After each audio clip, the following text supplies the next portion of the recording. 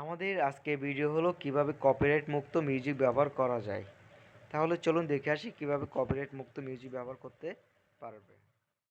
বর্তমানে এখন অনেকেই কন্টেন্ট ক্রিয়েটর, সবাই তাদের ভিডিওর জন্য মিউজিক ব্যবহার করে থাকেন।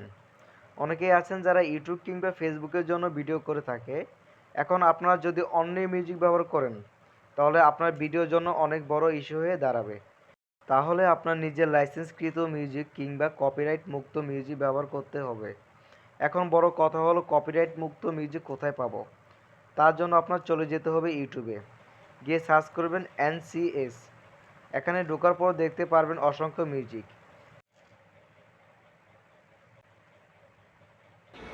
Mama said একটা you're মিউজিক প্লে meant করে to শোনাই। burn.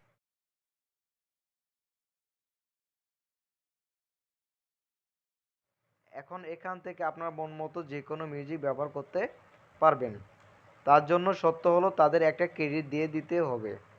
দেখেন আপনারা তাদের মিউজিকের নিচে ডিসক্রিপশনে লেখাগুলো আপনার ভিডিওর ডিসক্রিপশনে দিয়ে দিতে হবে। তাহলে আপনারা তাদের কপি